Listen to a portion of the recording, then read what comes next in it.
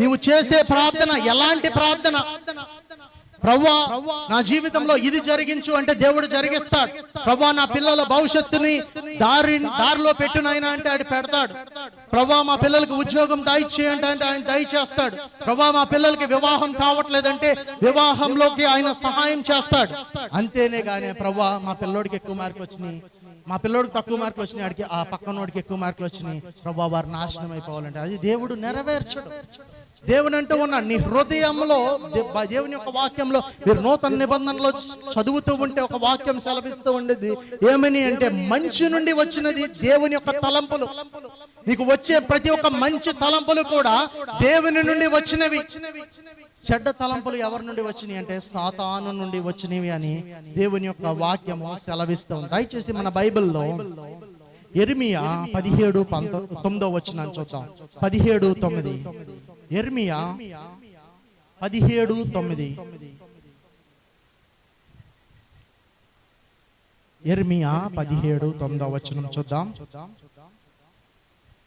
హృదయము అన్నిటికంటే మోసకరమైనది, అది ఘోరమైన వ్యాధి కలది, దాన్ని గ్రహింపగలవాడు ఎవడు? ఇందాడు ముందు వాక్యంలో దేవుడు ఏం చెప్పి అన్నాడు? నీ హృదయంలో ఏ ఒక్క ఆలోచన ఉన్నా ఆలోచన నేను నెరవేరుస్తాను. ఇక్కడ ఆయన ఏమంటూ ఉన్నాడంటే, నీ హృదయము వ్యాధి కలిగినది, నీ హృదయానికి ఒక వ్యాధి ఉన్నది నాయన, దాన్ని గ్రహించగలవాడు ఎవడు? దేవుని యొక్క వాక్యం స్పష్టంగా సెలవిస్తూ ఉంది. మనం కత్తిని పట్టుకుంటూ ఉంటే రెండు సైడ్లు పొదునుంది. ఇక్కడ ఒక పక్కన దేవుని యొక్క వాక్యం చెప్తూ ఉన్నది, నీవేం అడిగితే నేను నీకు అది ఇస్తాను అని వాక్యం చెప్తూ ఉంటే, ఇంకో పక్కన చూస్తూ ఉంటే హృదయము బహు వ్యాధి కలిగినది, దాన్ని గ్రహించగలిగిన వాడెవడు? ఈ లోకంలో నీ హృదయంలో ఏముందో ఎవరికి తెలుసు? ఫర్ ఎగ్జాంపుల్ చెప్పాలి అంటే, నా హృదయంలో ఏముందో మీకు తెలియదు, మీ హృదయంలో ఏముందో నాకు తెలియదు. కానీ ఇక్కడ దేవుని యొక్క వాక్యం సెలవిస్తూ ఉందంటే, హృదయము బహు వ్యాధి కలిగినది. హృదయంలో ఒక మానవుని యొక్క జీవితంలో ఏదైనా ఒక పని, ఒక దురాలోచన గాని ఏమైనా పని గాని చెయ్యాలి అంటే, ఒక ఆలోచన మొదటగా ఎక్కడ పుట్టిద్ది అంటే హృదయంలో పుట్టిద్ది. హృదయంలో పుట్టిన తర్వాత అది క్రియలుగా మారుతూ ఉండేది. ఇక్కడ మనం చూస్తూ ఉంటే ఆయన అంటూ ఉన్నది, గ్రహింపగలిగిన వాడెవడు? ఈ లోకంలో ఎవడు హృదయాన్ని గ్రహించలేడు.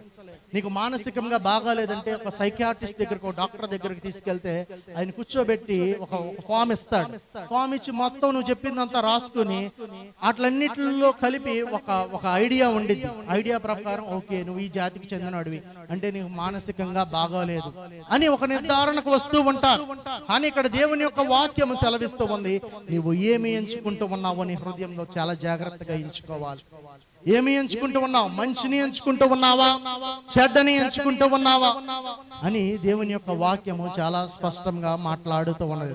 అలాగే సామెతలు 4:23 చూస్తూ ఉంటే,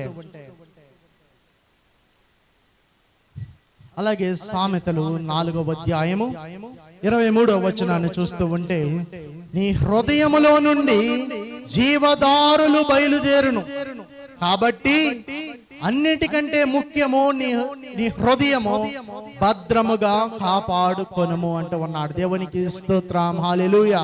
ఇక్కడ సామెతలు అంటే సొలొమోను గ్రంథకర్త రాస్తూ ఉన్నాడు. బహుజ్ఞాని, దేవుని చేత బహుజ్ఞానము పొందినవాడు.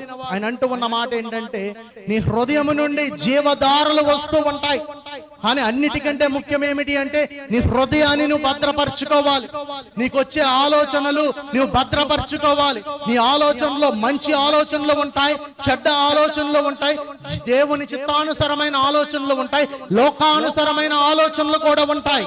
నీవు ఏ ఆలోచనని ఎంచుకుంటున్నావన్నది చాలా ప్రాముఖ్యమైనది అని దేవుని యొక్క వాక్యము స్పష్టంగా సెలవిస్తూ ఉన్నది. దేవునికి స్తోత్రం, హల్లెలూయా. ఇక్కడ మనం జ్ఞాపకం చేసుకోవాల్సింది ఏంటంటే, హృదయము అన్నిటికంటే భద్రంగా దాన్ని కాపాడుకోవాలి. ఈ సంవత్సరంలో విడిచి వెళ్ళిపోతూ ఉన్నప్పుడు మీరు జ్ఞాపకం చేసుకోవాల్సిందంటే, మీ హృదయాన్ని మీ అదుపులో పెట్టుకోవాలి. మీ హృదయ ఆలోచనలు మీరు భద్రంగా పెట్టుకోవాలి. మీ జీవితంలో ఎప్పుడైనా చెడు తలంపులు వచ్చినా, నాశనకరమైన ఆలోచనలు వచ్చినప్పటికీ కూడా మొదటగా మీరు చేయవలసింది ఏంటంటే, ప్రభువా నాకు ఈ ఆలోచన వస్తూ ఉంది, అది నీ చిత్తానుసారమైనదా కాదా, చెడ్డ ఆలోచనలు నీ దగ్గర నుండి వచ్చినవి కాదని నేను బైబిల్లో చదివి ఉన్నాను నాయనా అని నీవు ప్రార్థన చేయాలి. దేవునికి స్తోత్రం. హల్లెలూయా, హల్లెలూయా. ఎందుకంటే దేవుడు ఎప్పుడైనా కానీ ఆయన మంచి చేయవాడు కానీ ఆయన ఎవరికి హాని చేయవాడు కాదు. ఆయన ఈ లోకంలో నరావతారిగా ఆయన జీవించినప్పుడు ఆయన సెలవిచ్చిన మాటలు, ఆయన ప్రేమగా ఉన్నాడు. ఆయన సిలువలో వెళ్తూ ఉన్నప్పుడు కూడా ఆయన ప్రేమగా తగ్గించుకున్నాడు. ఆయన కరుణ చూపించి ఉన్నాడు. ఆయన దయ కలిగి ఉన్నాడు. ఆయన పిల్లలమైన మనము కూడా ఆయన స్వభావం కలిగి జీవించాలి. దేవునికి స్తోత్రం. హల్లెలూయా. ఆయన స్వభావంలో మనము ఉండాలి. నూతనమైన సంవత్సరంలో వెళ్ళబోతూ ఉన్నాం. మీ జీవితంలో ఏ ఒక్క దురాలోచన వచ్చినా కానీ మొదటగా మీ హృదయం నుండే వస్తూ ఉన్నది. కాబట్టి మీ హృదయాన్ని భద్రపరచుకోండి. మీ హృదయాన్ని భద్రపరచుకోవాలంటే మీరు చేయవలసిన పని ఏమిటి అంటే ప్రార్థన చెయ్యాలి. ఏం చేయాలండి? ప్రార్థన చెయ్యాలి. దేవుని యొక్క వాక్యంతో మీ హృదయాన్ని నింపాలి. దేవునికి స్తోత్రం. హల్లెలూయా, హల్లెలూయా. ఇక్కడ 3 విషయాలు మన హృదయంలో నేర్చుకుని ఉన్నాం. మొదటగా దేవుడు అంటూ ఉన్నాడు, నీ హృదయంలో ఏమి కావాలో సమస్తము ఇస్తానన్నాడు. రెండో మాట అంటూ ఉన్నాడు, నీ హృదయము గొప్ప వ్యాధి కలిగినది అంటూ ఉన్నాడు. మూడో విషయం ఏమిటంటూ ఉన్నాడంటే నీ హృదయాన్ని భద్రపరచుకో అంటూ ఉన్నాడు. ఆయన 3 విషయాలు హృదయం గురించి సెలవిస్తూ ఉన్నాడు. మొదటిగా ఏం చేయాలి? నీ హృదయ వాంఛలు నేను తీరుస్తూ ఉన్నాను. రెండవది, నీ హృదయం చాలా మోసకరమైనది. మూడవది, నీ హృదయాన్ని నీవు భద్రపరచుకోవాలి. దేవునికి స్తోత్రం. హల్లెలూయా, హల్లెలూయా. మనము ఒకవేళ ఒక డాక్టర్ దగ్గరికి వెళ్ళామనుకోండి, మనకు కావాల్సిన అన్ని పరీక్షలు చేస్తారు. చేసిన తర్వాత డాక్టర్ చెప్తూ ఉంటాడు, అయ్యా నీకు ఈ రోగాలు ఉన్నాయి, ఈ టెస్ట్లో ఈ రిపోర్ట్స్ వచ్చినాయి కాబట్టి ఈ మందులు వాడుకుంటే జాగ్రత్తగా ఉంటాం అని ఆయన సెలవిస్తూ ఉంటాడు. కాదు, నా ఇష్టం, నేను ఇష్టం వచ్చినట్టు నేను జీవిస్తానంటే కొంతకాలానికి తప్ప పట్టేస్తావు నాయనా అంటూ ఉంటాడు. ఈ రోజు దేవుని యొక్క వాక్యం సెలవిస్తూ ఉంది ఏంటంటే నీ హృదయాన్ని భద్రంగా కాపాడుకో. కాదులే ఏదో ఒక 4 లిస్టులు చెప్పారు, విన్నాను, ఈ చెబుతా విన్నాను, ఈ చెబుతా మర్చిపోయాను అనుకున్నావు అనుకో, హాస్పిటల్కి వెళ్ళి డాక్టర్ ఇచ్చిన చీటీతో నాకు అంతా తెలుసు అనుకున్నావు అనుకో, నీ జీవితంలో గాన ఒక సమయంలో అగమ్య గోచరమైన పరిస్థితులకు నువ్వు వస్తూ ఉంటావని దేవుని యొక్క వాక్యం సెలవిస్తూ ఉన్నది. ఈరోజు నువ్వు చేయవలసింది ఏంటంటే నీ హృదయాన్ని భద్రపరచుకో. నూతనమైన సంవత్సరంలోకి అడుగు పెడుతూ ఉన్నావు. నీ యొక్క ఆలోచన యావత్తు కూడా నీ హృదయం నుండే వస్తాయి. కాబట్టి నీ హృదయాన్ని కాపాడుకోమని దేవుని యొక్క వాక్యం సెలవిస్తూ ఉంది. దేవునికి స్తోత్రం. హల్లెలూయా, హల్లెలూయా. రెండో విషయం ఏమిటి అంటే మన జీవితంలో నిరుత్సాహం కలుగుతూ ఉండేది. ఆ నిరుత్సాహం కలిగిన ఆలోచనలు మనం తీసివేయాలి. ఏం తీసేయాలండి? నిరుత్సాహం కలిగిన ఆలోచనలు మనం తీసివేయాలి. కొన్నిసార్లు మానవులు అనుకుంటూ ఉంటారు, ఆ పని జరగదులే. ఎవరో పక్కింటి వాళ్ళు చెప్తూ ఉంటారు, ఆ పని ఎంతకాలం చేస్తావు, అది అవ్వదులే. నువ్వు నిరుత్సాహపడిపోమా. ఎవరో ఒక మాట అన్నారు కదా అని కృంగిపోమా అని దేవుని యొక్క వాక్యం సెలవిస్తూ ఉంది. దయచేసి రోమీయులు 8:28 చూద్దాం. రోమీయులకు రాసిన పత్రిక 8వ అధ్యాయం 28వ వచనం. దేవునిని ప్రేమించు వారికి అనగా ఆయన సంకల్పము చొప్పున పిలువబడిన వారికి మేలు కలుగుటకై సమస్తమును సమానముగా కూడి జరుగునని ఎరుగుదము. దేవునికి స్తోత్రం. హల్లెలూయా. ఇక్కడ ఆయన అంటూ ఉన్నది ఏంటంటే, నేను మిమ్మల్ని నిరుత్సాహపరచాలనుకోవట్లా, మీ జీవితంలో నిరుత్సాహాన్ని నేను తేవాలనుకోవట్లా. ఆయన ఏమంటూ ఉన్నాడంటే మేలు కలుగుటకై. ఏమంటున్నాడండి? మేలు కలుగుటకై సమస్తము జరుగును అంటూ ఉన్నాడు. దేవునికి స్తోత్రం. హల్లెలూయా. ఈ యొక్క సంవత్సరంలో అనేక సార్లు అనుకున్నావేమో ఏమని అంటే, కొన్ని పనులు నా జీవితంలో జరగట్లేదు, నా జీవితంలో ఎప్పుడూ చెడే జరుగుతూ ఉంది, ఈ సంవత్సరంలో కూడా ఏమన్నా మార్పు వస్తుందా అని అనుకుంటూ ఉన్నావేమో. నువ్వు జ్ఞాపకం చేసుకోవాల్సిందే, దేవుడు మేలు చేయుటకై ఉన్నాడు. కీడు చేయుట దేవుని చిత్తం కాదు. నీ బైబిల్లో అనేకమైన ప్రవక్తల యొక్క జీవితాన్ని నువ్వు తీసుకో. దేవుడు 20 సంవత్సరాలు శోధన పెట్టిన తర్వాత కూడా దేవుడు జయాన్ని ఇచ్చి అన్నాడు. ఇశ్రాయేలు ప్రజలు 40 సంవత్సరాలు అరణ్యంలో నడిచిన తర్వాత కూడా దేవుడు వారి జీవితంలో కార్యాలు జరిగించి పాలు కారు తేను దేశంలో దేవుడు వారిని నిలబెట్టి అన్నాడు. దేవునికి స్తోత్రం, హల్లెలూయా. ఎడతెగగా హానా ప్రార్థన చేసినప్పుడు దేవుడు హానాని విడవల. దేవుడు ఎలీషా ప్రార్థన చేసినప్పుడు దేవుడు విడవల. ఈ రోజు నువ్వు ఎందుకు కృంగిపోతూ ఉన్నావు? ఎలీషా జీవితంలో ఒక సమయంలో ప్రభువా నాకు ఈ జీవితం నాకు వద్దు, నేను ఆహారం లేక నేను చనిపోతాను అని నిర్ణయం తీసుకున్న సమయంలో దేవుడు ఏం చేసి అన్నాడు? కాకి స్వభావం ఏంటంటే ఎప్పుడు లాక్కునే స్వభావం. అలాంటి కాకితో దేవుడు తీసుకువెళ్ళి ఆహారము తీసుకొచ్చి అన్నాడు. ఈ రోజు అనుకుంటూ ఉన్నాం నిరుత్సాహపడిపోయేవేమో. వ్యాపారం చేసి ఉండి నిరుత్సాహం, కుటుంబంలో నిరుత్సాహం, ప్రార్థనలో నిరుత్సాహం, ఇంటి పక్కన ఇంటిలోన ఎక్కడ చూసినా నిరుత్సాహమే నీ జీవితంలో ఉందేమో. నీవు జ్ఞాపకం చేసుకోవాల్సింది ఏమిటి అంటే దేవుడు నీకు మేలు జరిగించనయ్యన్నాడు. దేవునికి స్తోత్రం, హల్లెలూయా, హల్లెలూయా. ఈ సంవత్సరంలో ఉన్న అనేకమైన నెగిటివ్ థాట్స్ అన్ని వదిలే. ఇంకా జరగవు, అయినవి పక్కింటి వారు చెప్పని వీళ్ళు చెప్పని అన్ని వదిలే. దేవుడు అంటూ ఉన్నాడు నీ నోరికి నేను జీవము కలిగింది ఇచ్చి అన్నా. నీ నోట్లో నువ్వు పలికే మాట జీవము కలిగిన మాటగా ఉండాలి. నువ్వు నీ జీవితం మీద చేయబెట్టుకొని ప్రభువా నా జీవితంలో ఈ కార్యం జరిగించు నువ్వు ప్రార్థన చేస్తూ ఉంటే దేవుడు జరిగించునై అన్నాడు. నూతన నిబంధనలో మనం ఒక విషయాన్ని జ్ఞాపకం చేసుకోవచ్చు. పాత నిబంధనలో మనము దేవుని దగ్గరికి వెళ్ళాలి అంటే ఒక ప్రత్యక్ష గుడారాన్ని వెయ్యాలి. అక్కడికి వెళ్ళి మనం ప్రార్థన చెయ్యాలి, బలి అర్పణలు ఇవ్వాలి. కానీ నూతన నిబంధనలో మీరు ఒక విషయాన్ని జ్ఞాపకం చేసుకుంటూ ఉంటే ఆయన అంటూ ఉన్నాడు మీ దేహమే నీ ఆలయమై ఉంది. ఏమై ఉంది? నీ దేహమే నీ ఆలయం ఉంది. అంటే దేవుడు ఏమనుకుంటూ ఉన్నాడంటే ఆయన నీలో నివసించాలనుకుంటూ ఉన్నాడు. ఆయన నీతో సహవాసం చేయాలనుకుంటూ ఉన్నాడు. ఆయన నీతో నీ హృదయంలో ఉండాలనుకుంటూ ఉన్నాడు. కానీ నీ హృదయంలో ఆయనకి చోటు ఉందా? నీ హృదయంతో నువ్వు దేనితో నింపుకున్నావు? నీ హృదయాన్ని పాపంతో నింపుకుంటే దేవుడు అక్కడ నివసించడు. నీ హృదయాన్ని అశుభ్రతతో నింపుకుంటే దేవుడు అక్కడ ఉండడు. నీ హృదయాన్ని నువ్వు శుద్ధితో నింపుకుంటే, నీ హృదయాన్ని పరిశుద్ధతతో నింపుకుంటే, నీ హృదయాన్ని యథార్థంగా నీవు నింపుకుంటే, నీ హృదయాన్ని నీతితో నింపుకుంటే దేవుడు నీతో నివసించనయ్యన్నాడు. దేవునికి స్తోత్రం, హల్లెలూయా. ఆయన అంటూ ఉన్నది ఏమిటి అంటే నీ హృదయంలో శుద్ధి ఉన్నదా? ఇందాక మనం చూసిన వాక్యంలోనే ఆయన అంటూ ఉన్నాడు శుద్ధి కలిగి ఉండాలి. ఆయన నూతన నిబంధనలో మనం ఇక్కడ ఉండి మన మందిరానికే రావసరంలా ఇంట్లో కూర్చుని ప్రభువా నా జీవితంలో ఈ కార్యము జరిగించండి ఆయన అంటే నీ హృదయంలో నేను ఉండాలనుకుంటూ ఉన్నా. I want to stay in your heart. నీ హృదయంలో నేను నివసించాలి. నా చోటు నీ హృదయము. అని నువ్వేం చేస్తూ ఉన్నావు? ఎవరికి చోటు ఇచ్చావు? పాప నీ జీవితంలో యేసయ్య నీ దేవుని కార్యాలు నీ జీవితంలో నువ్వు చూడట్లేదంటే కారణం ఏమిటో తెలుసా? నీ హృదయంలో యేసయ్య లేడు. నీ హృదయం పాపంతో నిండి ఉన్నది. నీ హృదయము అపవిత్రతతో నిండి ఉన్నది. నీ హృదయము లోకానుసారమైన విషయాలతో నిండి ఉన్నది. నువ్వు సరి చేసుకోవాల్సిన సమయము ఇది. 2024లో నీ హృదయంలో పాపంతో నీ హృదయం ఉందేమో, నెగిటివ్ థాట్స్ అంటే నిరుత్సాహంతో కృంగుదలతో ఉందేమో, నిన్ను నువ్వు మార్చుకోవాల్సిన సమయం అని దేవుని యొక్క వాక్యము సెలవిస్తూ ఉన్నది. దేవునికి స్తోత్రం, హల్లెలూయా, హల్లెలూయా. ఈ యొక్క 2025లో మనం అడిగి పెట్టే ముందు మనం కొన్ని తీర్మానాలు ఏమిటి అంటే ప్రభువా ఆర్థికమైన ఇబ్బందుల నుండి మాకు విడుదల దయచేయి, మా కుటుంబంలో ఆరోగ్యము దయచేయి, మా కుటుంబ బంధము నీ చిత్తానుసారంగా ఉండాలి నాయనా అని నీవు ప్రార్థన చేయాలి. దేవునికి స్తోత్రం, హల్లెలూయా, హల్లెలూయా. రోమీలు రాసిన పత్రిక 8వ అధ్యాయం 38వ వచనాన్ని చూస్తూ ఉంటే రోమీలు 8వ అధ్యాయము 37వ వచనాన్ని మనం చూస్తూ ఉంటే రోమీలు 8వ అధ్యాయము 37వ వచనము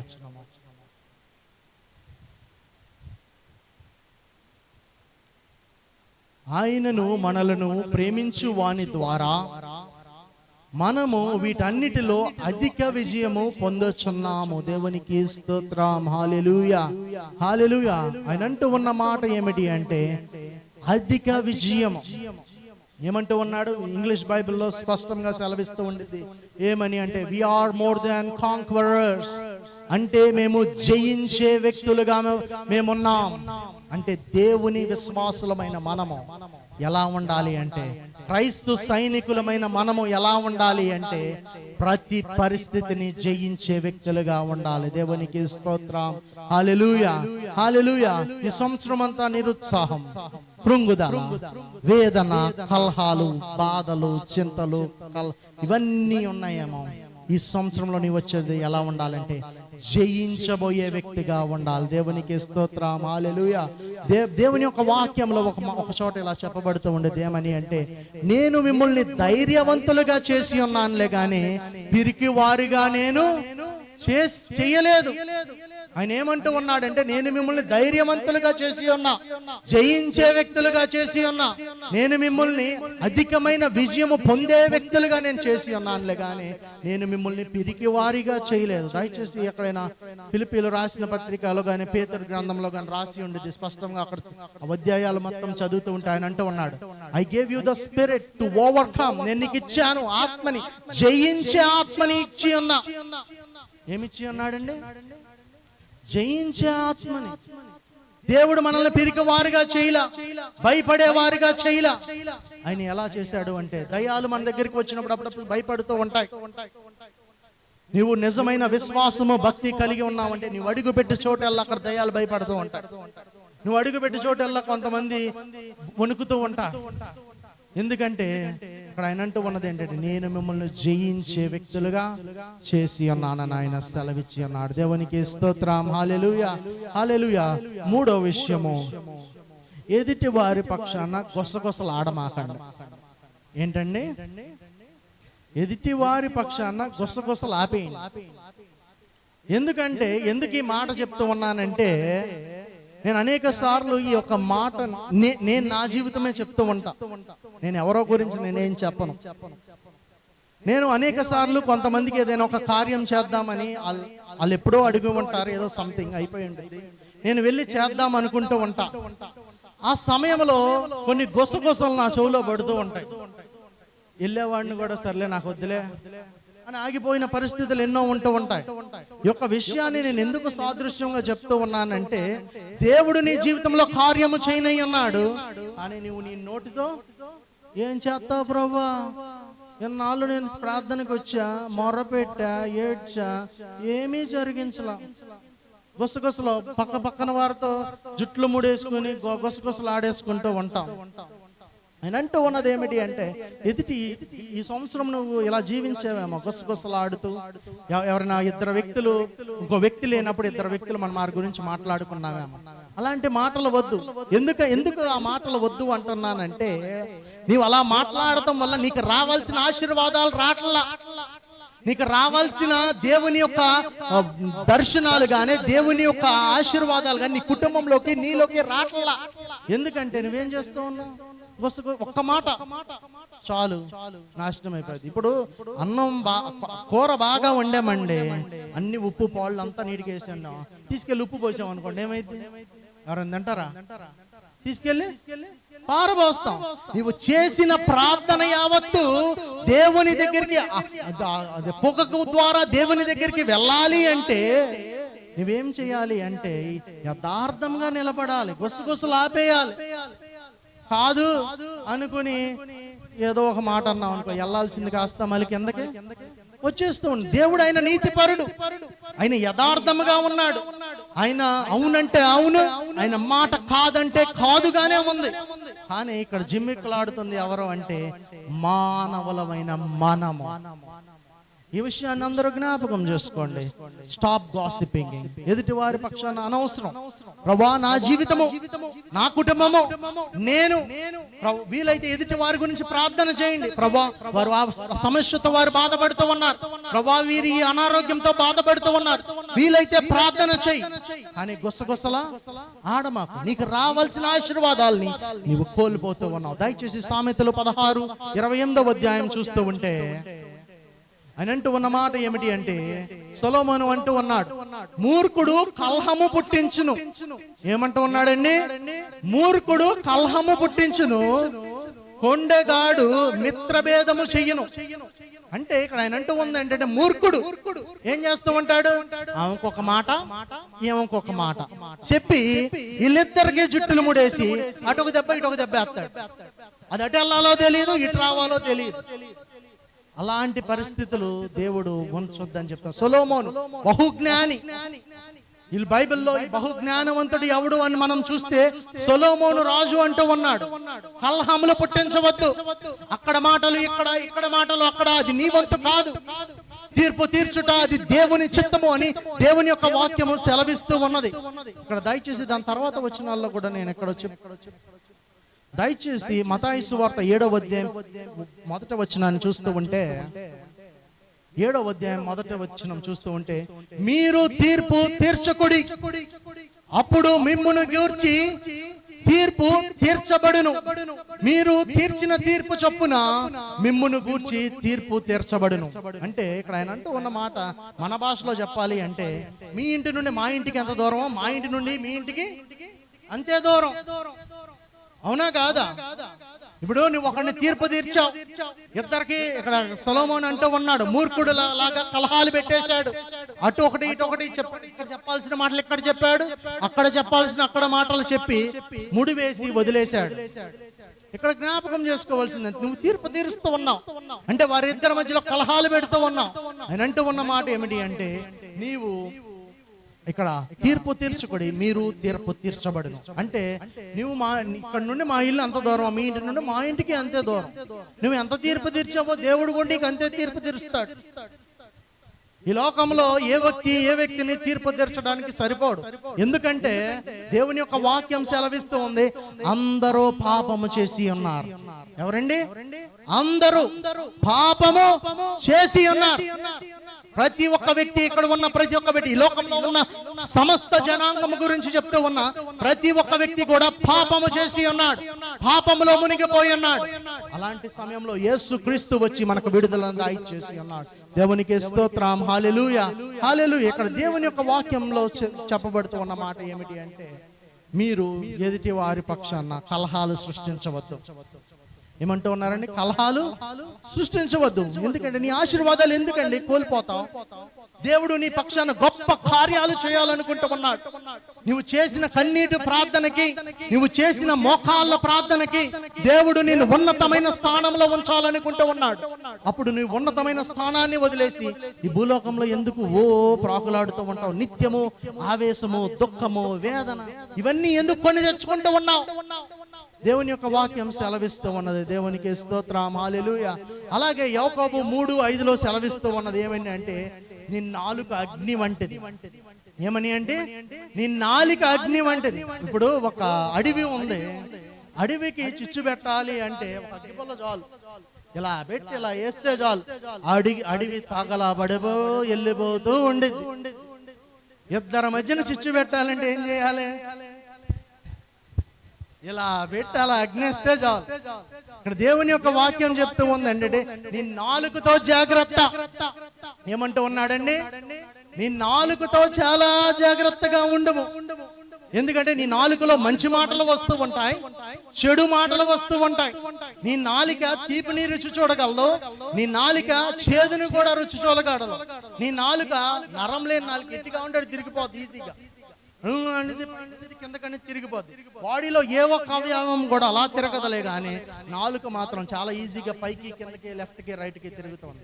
దేవుని యొక్క వాక్యం సెలవిస్తూ ఉన్నది ఏంటంటే, నీ నాలుకతో నీవు జాగ్రత్తగా ఉండము అని ఆయన సెలవిస్తూ ఉన్నాడు. దేవునికి స్తోత్రం. హల్లెలూయా. ఈ సంవత్సరం నువ్వు నేర్చుకోవాల్సింది ఏంటంటే, ఈ సంవత్సరాన్ని వదిలి వెళ్ళిపోతున్నా నీవు నేర్చుకోవాల్సిందంటే, ఎదుటి వారి పక్షాన గొసలు మనకు అనవసరం. ఏదో అన్నారనుకోండి, ఈ చెవుతో ఈ చెవుతో మర్చిపో. నీకు రావాల్సిన ఆశీర్వాదాలు కోల్పో మాకు. ఎందుకంటే చాలా ప్రాముఖ్యం. ఎందుకంటే నువ్వు చేసే ప్రార్థన, సంవత్సరాల తరబడి చేసిన ప్రార్థన ఒక చిన్న మిస్టేక్ తో పోద్ది. జ్ఞాపకం చేసుకోండి. చివరి విషయం ఏమిటి అంటే, న్యాయము తీర్చవద్దు. ఏమంటూ ఉన్నారండి? న్యాయము తీర్చవద్దు. ఎవరి పక్షాన కూడా మనం న్యాయం తీర్చవద్దు.